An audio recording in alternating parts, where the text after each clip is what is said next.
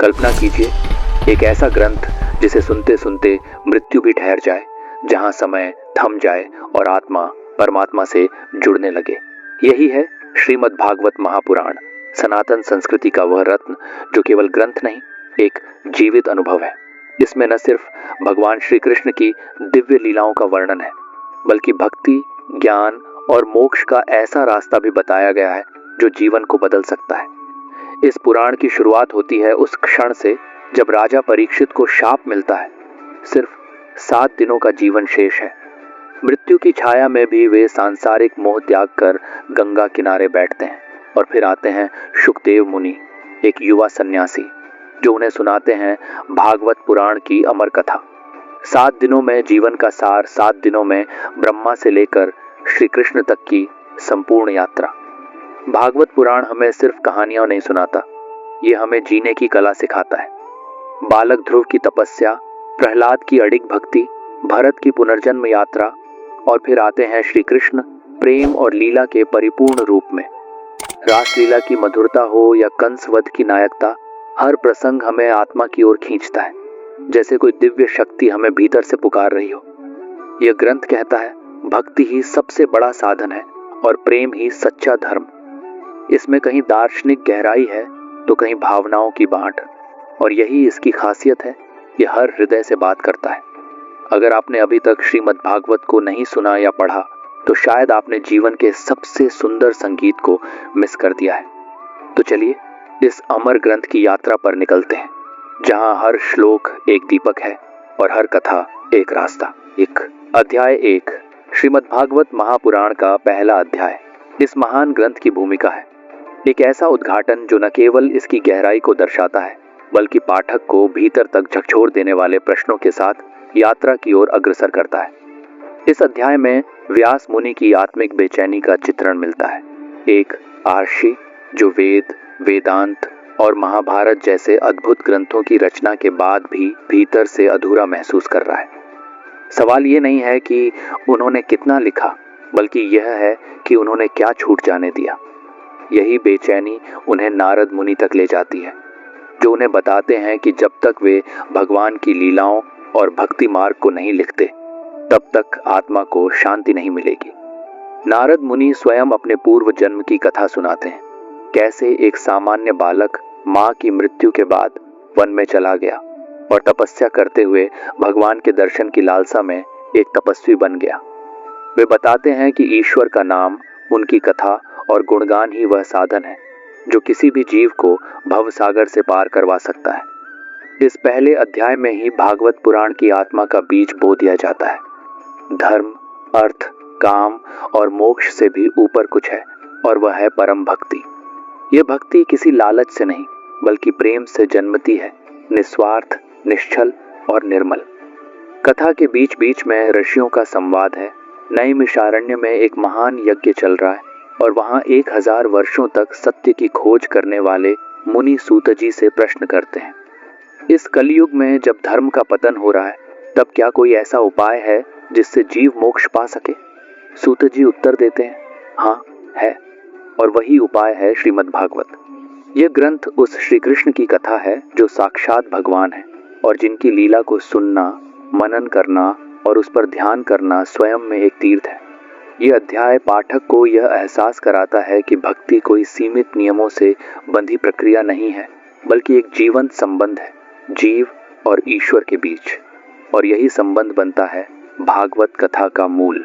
अब एक सवाल जो इस अध्याय को पढ़ते समय मन में उठता है, जब स्वयं व्यास जैसे ज्ञानी को शांति नहीं मिली ज्ञान से, तो क्या केवल ज्ञान ही मोक्ष का मार्ग है, या उसके परे कुछ और भी है?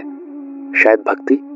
सोचिएगा जरूर, क्योंकि हो सकता है इसका उत्तर आपके भीतर ही छिपा हो। अध्याय 2, दूसरे स्कंध की शुरुआत होती है एक दिव्य और बेहद गहन वातावरण में, जहां राजा परीक्षित गंगा के तट पर शुकदेव मुनि से प्रश्न करते हैं, हे मुनिवर, जब मृत्यु निश्चित है और जीवन का समय सीमित है, तो मनुष्य को क्या करना चाहिए?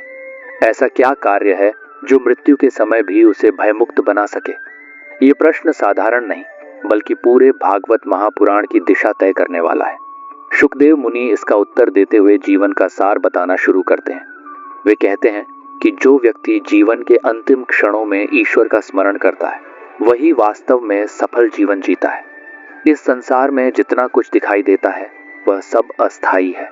केवल भगवान की कथा, उनका स्मरण और उनकी भक्ति ही शाश्वत है। शुकदेव मुनि यहाँ स्पष्ट करते हैं कि जिस मनुष्य का मन सच्चे अर्थों में भगवान में लगा हो उसे न कर्म की चिंता रहती है न जन्म मरण के चक्र की। वह केवल भगवान की महिमा को सुनकर, गाकर और उसका ध्यान करके संसार के सारे बंधनों से मुक्त हो सकता है। वे बताते हैं कि भक्ति की शुरुआत होती है श्रवण, सुनना से। जब हम भगवान की कथा सुनते हैं तब हमारा चित्त धीरे धीरे निर्मल होने लगता है और फिर वही सुनना एक दिन ध्यान और समाधि का रूप ले लेता है। इस अध्याय में ब्रह्मांड की रचना और उसमें परमात्मा की उपस्थिति का भी वर्णन है। शुकदेव जी बताते हैं कि भगवान की महिमा इतनी व्यापक है कि यह पूरा विश्व उनका एक अंश मात्र है। देवता, ग्रह, लोक और यहाँ तक कि समय भी सब कुछ उन्हीं से उत्पन्न हुआ है और अंततः उन्हीं में विलीन होता है। शुकदेव जी समझाते हैं कि यदि किसी मनुष्य को केवल एक ही क्षण का जीवन शेष हो तब भी वह उस एक क्षण में भगवान का नाम लेकर मुक्त हो सकता है। ये केवल कर्म कांड या ज्ञान की बात नहीं बल्कि अनुभव की गहराई है।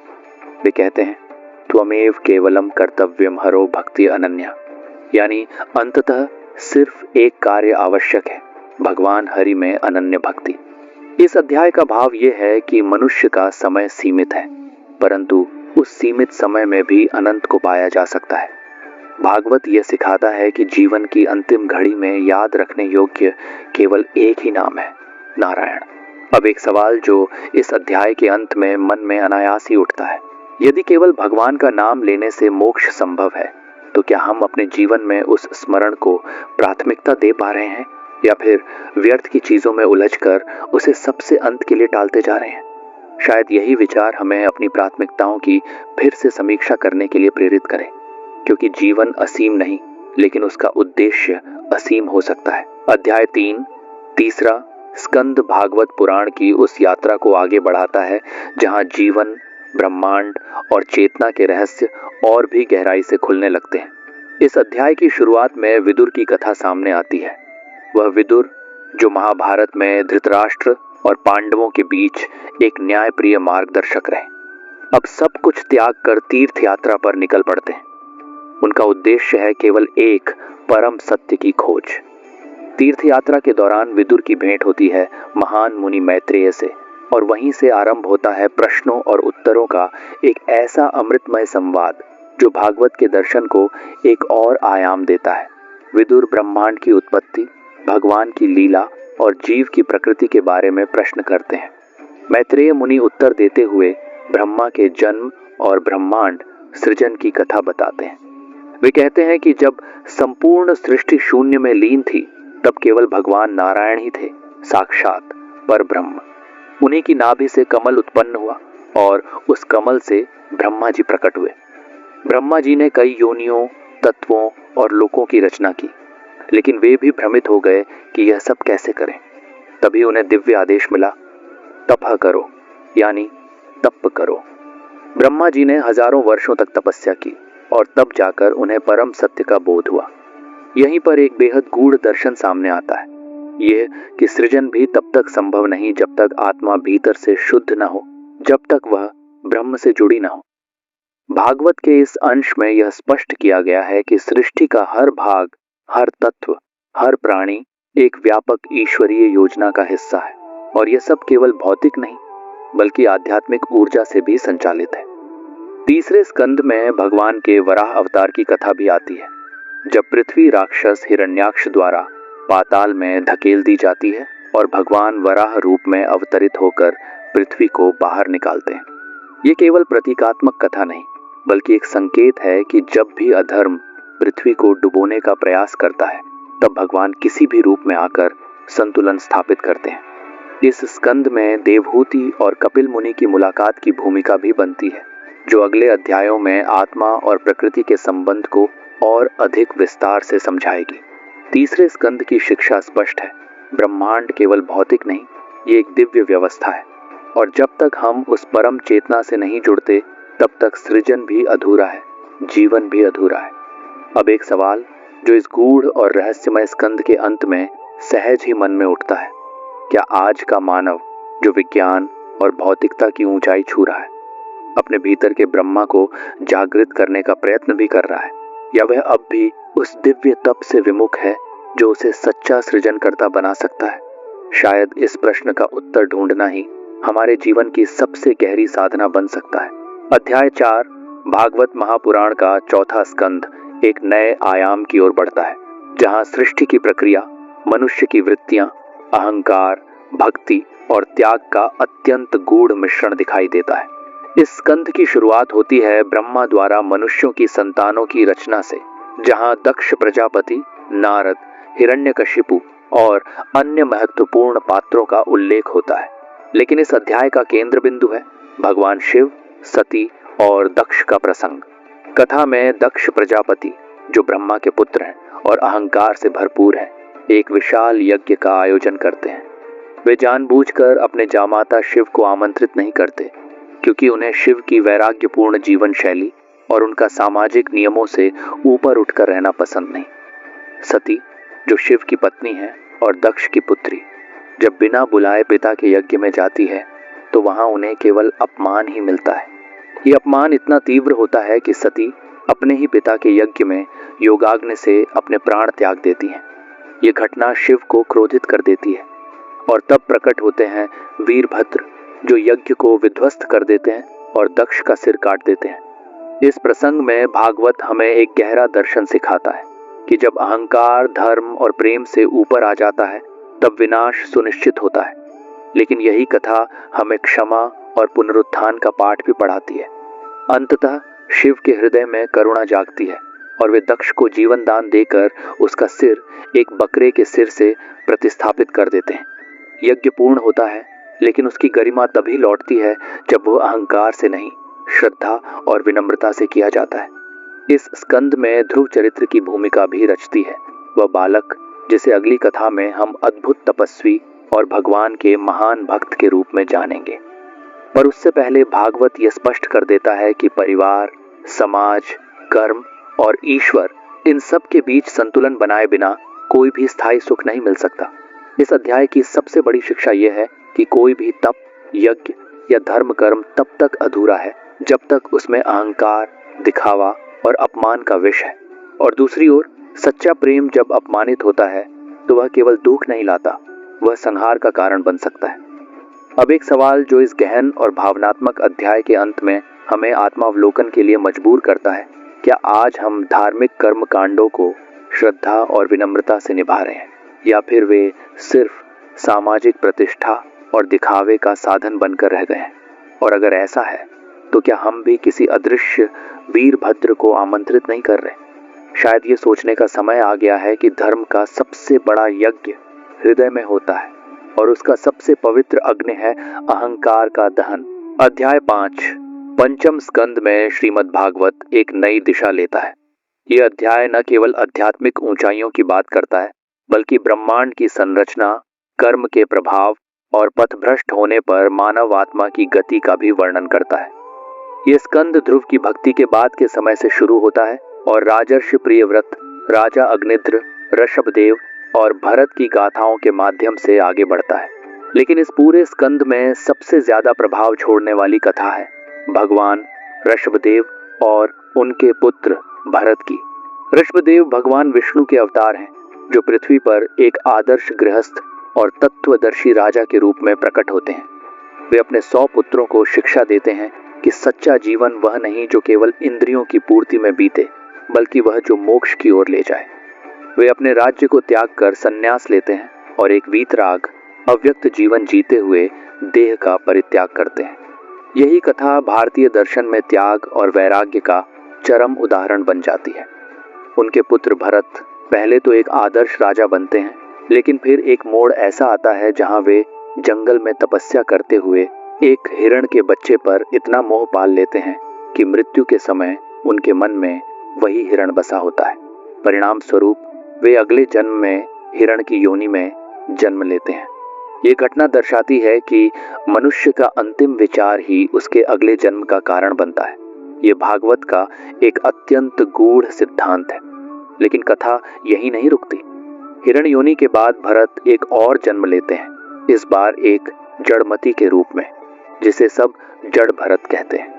वे पूरी तरह से संसार से विरक्त होते हैं, लेकिन भीतर से पूर्ण ज्ञानी रहते हैं। वे संसार की निंदा, उपेक्षा और अपमान सहते हुए भी समत्व और करुणा से जीते हैं, और अंततः जब समय आता है तो वे भगवान के चिंतन में लीन होकर जीवन मुक्त हो जाते हैं। पंचम स्कंद में ब्रह्मांड की वैज्ञानिक रचना का भी अत्यंत रोचक विवरण है। सप्तद्वीप, सप्तलोक, सूर्य और चंद्र की गति, नरक और स्वर्ग की कल्पनाएं, और ये सब केवल मिथक नहीं बल्कि एक गहरे आध्यात्मिक प्रतीकवाद से भरा हुआ है। यह स्कंद हमें यह सिखाता है कि जीवन एक यात्रा है, लेकिन यह यात्रा केवल बाह्य नहीं, आत्मा के स्तर पर भी घट रही होती है। भागवत यहाँ स्पष्ट करता है कि सबसे बड़ा बंधन मोह है, चाहे वह किसी प्रिय प्राणी का हो, सत्ता का या ज्ञान का, और यदि मन अंत तक उसी में उलझा रहा तो आत्मा बार बार उसी चक्र में फंसती जाती है।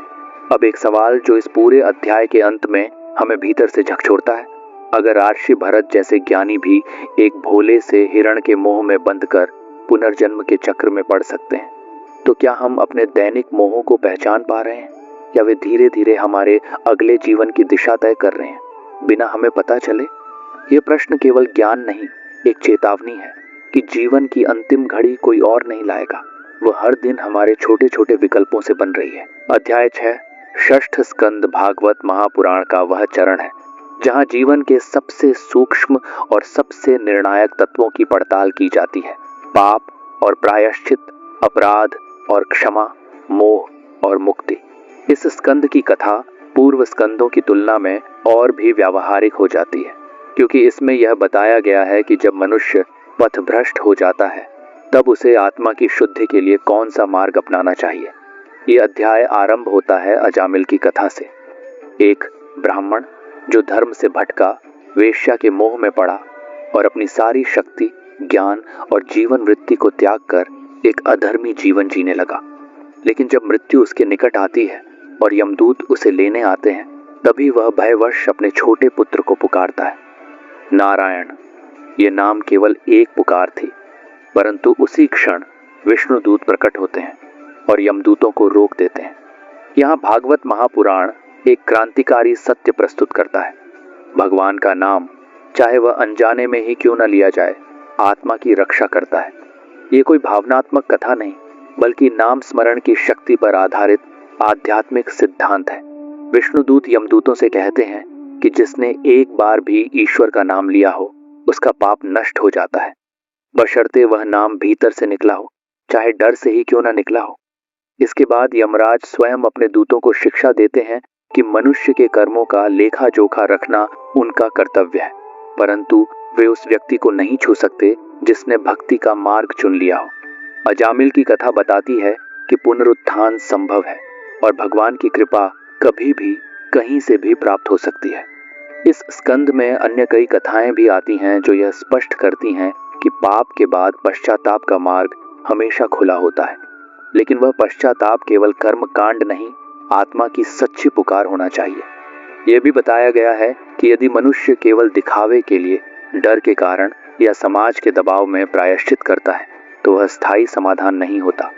केवल भक्ति, विनम्रता और अपने दोषों की सच्ची स्वीकृति ही जीवन को सही दिशा दे सकती है। षष्ठ स्कंद का सबसे बड़ा संदेश यह है कि भगवान केवल निष्पापों के नहीं बल्कि पापियों के भी तारणहार हैं, बशर्ते वे उनकी ओर मुड़े। भागवत यहाँ धर्म को दंड और भय से मुक्त कर प्रेम और क्षमा के आलोक में स्थापित करता है। अब जब हम इस अंतिम स्कंद पर पहुंचते हैं तो यह स्पष्ट हो जाता है कि श्रीमद् भागवत केवल एक पुराण नहीं बल्कि आत्मा के विकास का मार्गदर्शक ग्रंथ है। ये केवल देवताओं की कथाएं नहीं बल्कि मानव के भीतर बसे ईश्वर को पहचानने की प्रेरणा है। तो अब एक प्रश्न नहीं बल्कि एक आत्मचिंतनात्मक सुझाव, क्या हम अपने जीवन में उस एक नारायण शब्द को जागरूकता के साथ, श्रद्धा के साथ, नियमित रूप से स्मरण करते हैं? अगर नहीं तो शायद आज से इसकी शुरुआत हो सकती है। दिन में केवल एक बार सही, लेकिन पूरे भाव से भगवान का नाम लेना, ये केवल परंपरा नहीं, आत्मा की सुरक्षा है। जीवन में आगे बढ़ने के लिए भागवत हमें यह रास्ता दिखाता है कि पहले खुद को पहचानो, अपने दोषों को स्वीकारो, ईश्वर की ओर झुको और हर दिन थोड़ा थोड़ा खुद को सुधारते जाओ। ईश्वर दूर नहीं बल्कि हर उस क्षण में पास हैं जब हम उन्हें भीतर से पुकारते हैं, क्योंकि अंततः मोक्ष कोई गंतव्य नहीं, वह तो भक्ति की हर सांस में छिपा एक अनुभव है।